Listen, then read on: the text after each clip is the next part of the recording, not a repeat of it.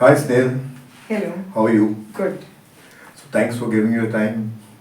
My pleasure. Been Absolutely. looking forward to meet you and talk to you. So, Snehal, you started your career working with some company, I suppose, as a trainer. Yes. So how long did you work? So I worked as a trainer for around 3.5 years, but I was working prior to that for over 10 years. 10 years. Yes. Okay. And then I moved into training. However, You were into corporate, were you? yes, so I have always been a part of BPO and IT industry before I Uh-huh. actually moved into my own work. Wow, okay. So yes. What made you shift? So, What inspired you to start your own? So the monotony of the work. So I know, though I was a trainer and I always had new set of people coming in every time, but the same training every single day, twice a day, was something that I couldn't manage. I was like, okay, I can't be doing the same thing. I could sleep and train. I knew my content that well. I was like, I need to do something beyond this. And behavior, or human behavior, was something that was calling out to me. And being a part of a corporate, you can only do as much when it comes to Yeah, process you have a and so on. limitation, right? So I wanted to explore more. So Oh. one fine day I decided to quit and just kickstart my own thing. That's wonderful. Yes. So when you started, you must have faced a couple of challenges. Definitely. So moving from an employee to doing everything by yourself Yourself. itself was a huge mindset shift. Knowing that there is no fixed pay coming every month Yes, end very true. was one of the biggest challenges at the beginning. And second is I always worked from a perspective of just knowing people at work. I never gave importance to networking, knowing people, being in touch, or things like that. While I was good at maintaining relationships, I think that was my first learning, that you've got to know people and you got to stay in touch with people, Right. so that you have regular work coming Yeah, the in. relationship developing is very important. And that I learned, like, that was one of the first lessons I learned when I moved into work for your own self world. Okay. So, yes. Yeah, and a corporate is a well-defined setup. Yes. And it's well defined, and everything, the process, the SOP is already created. So it's already in finding a place. space there needed you to not only be a subject matter expert but also good with people and so on. So Right. yes. So you started when? I started my freelancing career in 2011. I started my working career in 2002. I worked for a year as a teacher and then moved into the BPO IT sector. So since 2002 until now, I've been working. It's been 22 years officially now. That's pretty good. Yes. Why? So how do you find, what are your specialization as a training? As a trainer? So into behavioral training, I am certified NLP trainer, neuro-linguistic programming trainer. I'm also a certified coach, and I bring the modalities of kinesiology, neuro-linguistic programming, as well as human psychology into the training. So most of my trainings are based to change your behavioral pattern, to bring in leadership qualities, or any change that an individual or an executive is looking at in their life. Okay. Can you elaborate on your training programs in more detail? So few trainings. I am working for myself now. Snehal R is the brand that I'm intending to create over a period of time. So I do multiple types of trainings. My core trainings are neuro-linguistic programming certification programs, as I said.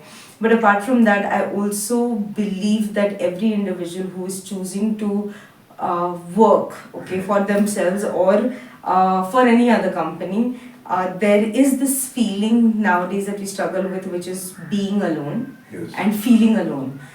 So I believe that if you're in alignment with the source, God, or whatever that is that you believe in, you're never alone and you always have a backup. So most of my trainings are very much in alignment with spirituality. I help entrepreneurs in their initial phase of setting up their businesses. That is one workshop that I conduct regular basis. Apart from that, I also have something called as Activate Divine Channel, in which you learn how to keep tuning into your spiritual side while you're continuing to do whatever work it is that you're doing. So whether you're just choosing to be a homemaker, a housewife, or a house husband, or you're choosing to be at a position of a CEO or a owner of a company, how to be in alignment. So most of my trainings are based on that. Okay. And corporates, I am customizing my trainings depending on what the needs come. But basically they are leadership, negotiation skills, sales trainings, and anything related to bonding of the team. Bonding of the team, okay. Yeah. So mainly team building. Yes. Okay. What is that you would like to say to the corporates? Because there are many corporates I think need your services, especially the small and medium ones. To the corporates, what I would insist on is being open to going beyond just the requirement of your tick box of getting trainings done, because I think corporates still are doing that, where the intention of training is mostly because it's in their plan and they just need to get it done. So if you anyways are getting it done and you're spending your time, it would make more sense if there is a desire to bring in this particular shift, so that we as trainers also feel fulfilled when we reach there and we're delivering some work. So yes. With a purpose. So let your purpose be beyond a checklist. Okay, great. Yes. So corporates is definitely one of them. Apart from that, of course, entrepreneurs as well. I personally believe that when people are moving from employee mindset to entrepreneurial mindset, there is a huge shift that comes into you. And or even if you're choosing from an ideation phase ki chalo kuch karna hai, let's do something. There is more than the statistical knowledge that has been given, and it's very important that people at that stage hire a mentor or a coach for themselves. I generally hear people when they're going through the shift or change, they say, "Ye hone ke baad I will hire somebody. After this is done, let me find someone." But the matter of the fact is, you don't need a doctor after you get well. You need a doctor in your journey of getting well. So if you are at an initiation phase, or if you are at a phase of transition, I recommend whether whoever it is that you want to find a perfect fit for you, but find a mentor, a coach, a guide, or somebody who can take you through that journey, rather than figuring it out all by yourself. Yeah, that's. So what is that specifically you recommend for this? People who are moving from employee to entrepreneurship. If you're moving from employee to entrepreneurship, first warning is, I know that you shift because I want to be the king or queen of my time and I will take care of things. But just to let you know, when you're an employee, you know that you will come back home at a particular time. You know that your working hours end. You know that there is a pay that is coming in. All of this shifts the moment you choose to be an entrepreneur, because the moment you decide, I want to do this all by myself, it's a commitment of 3 to 5 years where you know that you are everything. You are the peon, you are the CEO, you are the salesperson, you are the manager. You are everything, and there is no switch off button until the business starts kicking off on its own. It's like a baby. First 3 years until it starts walking and is on its own, you will need to support it, and there is a 24/7 attention that it needs. So when you're moving from employee to entrepreneur, be ready that there is a lot of work for future leisure, but it's not a leisure right at the beginning. Right. Very nice. Yeah. Very rightly put across. So you have anything for professionals like doctors, engineers? Professionals, again, I personally feel that while, and this is an unfortunate thing, India is shifting and changing now. However, our educational system has made us experts or specialists in a particular thing. Okay. However, they don't teach us other things. So if you're a doctor, if you're an engineer, or any profession that you are in, you still need social skills, you still need people skills, and you still need audience, okay, in terms of, because whatever work you're doing, you're dealing with people on a daily basis. So work on yourself and keep growing and changing yourself with time. Your degrees have given you whatever you've gotten, but that is not the end of learning. Right. So yeah, you could be a doctor and you have done that and achieved it, but in life or school of life, there is a lot more that is needed. There is a lot of difference. So what are your main areas in corporate? Any niche you have, any specialization, your expertise? So my niche would be sales and behavioral trainings. Okay. Any organizational development trainings where you want to inculcate values, or whenever there is a shift or a transition happening, Okay. then my expertise to come into Okay. picture. So, any industry is good for you? Or any Ideally, specific? yes. Any industry is good. I have done highest number of trainings in either the manufacturing companies, and then exactly opposite, which is retail. I've worked with Tanishq Titan for over 4.5 years Okay. as their retail trainer. So sales expertise comes right from there, and yeah, these are the two major industries that I've tapped into apart from the IT sector. corporate companies. Okay. Yes. Okay. How do you manage into sales, training sales? You are a teacher. Sales, I think, Were you into happened to sales me. practically? I was into online sales for a very brief period of time. I've always been a very customer service person. Oh. So even when I was working with Three, which is now Tech Mahindra, I started as a customer service advisor. Okay. However, as I got into training, all the training batches that I started getting were very much related to sales, and then I had to learn what sales is right from scratch over the phone, and starting there and working with the most difficult clientele, which is UK clients. So that's where my sales journey began. And then with neuro-linguistic programming, I started to understand that sales can just be so much more easier if a person understands the style of what your client is looking for, and communication style. So that's where my interest in sales started growing, and somehow it ended up being my specialty. So sales found me rather than me going looking for sales. But every path in my life or every business that I do somewhere has found me rather than me going and looking after it. It has just happened. That's very amazing, because you are a teacher and you are training people, then the sales is something totally different from all this. Even as a person, being a customer service person, I never thought I'd be able to do sales. I always said, "Ye mere bas ki baat nahi hai." I don't think I didn't actually think it is my cup of tea, because being a customer service person, you're so It's used to saying that, it's okay. Building relationship, and At the end, it comes down to that. Building a relationship, irrelevant of whether you're doing it on the phone, whether it is a cold email, or whether it is offline. Yeah. True. So apart from that, I think you also into writing books. Yes. So there is this another entire side to me. I have a company called as Mind Spirit Works Publishing, in which we help people write, publish, and market their books.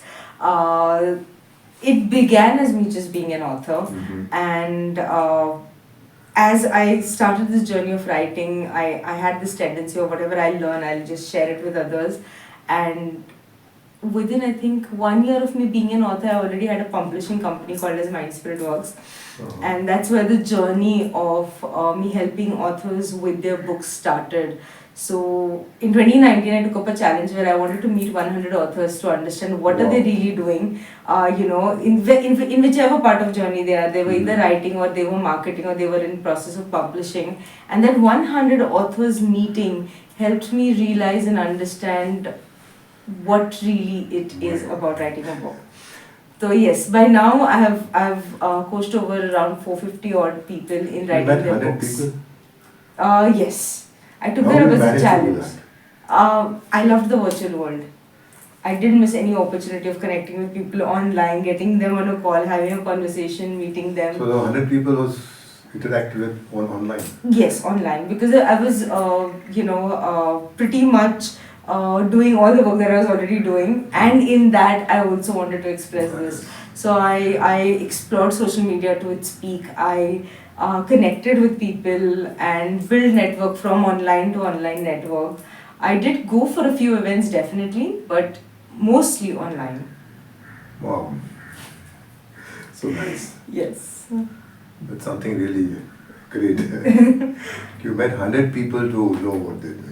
Yes, I wanted to understand the journey. I wanted to understand what really is this book writing about, and is it only for people who master the language? That was my major curiosity. because I felt that there are many people who have amazing ideas but they're not able to share it because they think they don't know the language. But writing a book is not as much as about the language as much as it is about the idea that needs to be shared. And there is an entire team who helps you, whether it is an editor or a proofreader, who will help you put the story together. So yeah. So that also relates with training. It is very much related to training. So after meeting 100 people or 100 authors in their journeys, I was able to somewhere crack down a basic code of what does it take to write a book. And then I started people training on writing a book. Okay, so I do a 3 to 4 hour training in which I teach you anything and everything about writing a book. And if you have just done the basics of what I tell you there, you will have your book in your hand in 30 days, 60 days or 90 days depending on what you set as your goal. Yeah.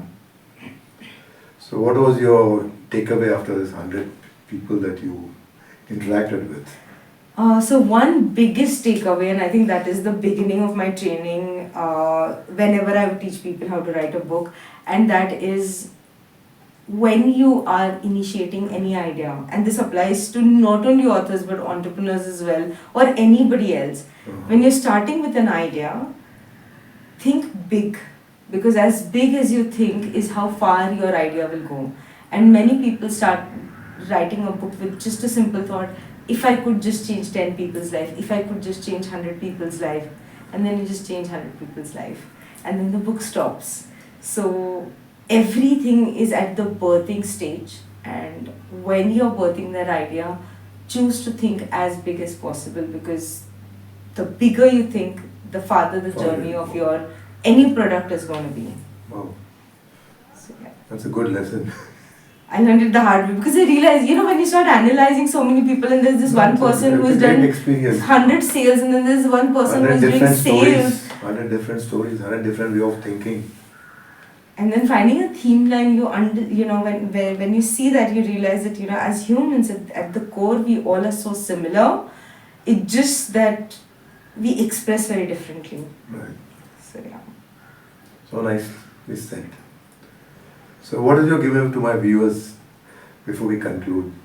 So my giveaway to the viewers is irrelevant of what you're stepping into. The world is changing faster, but if you can stick to what the old school said when it comes to discipline, when it comes to making your word your wand and doing things as you said you would, many things in life would change. You don't really have to struggle because neuro-linguistic programming says that life can be easy. So the one thing I very highly and strongly recommend is get discipline in your life in some area. It doesn't have to be 100% 24/7 disciplined life, but some area that will shift and change the way you look at things. So nice. There are a lot of changes happening in today's times in various industries. So I think it's important to unlearn also.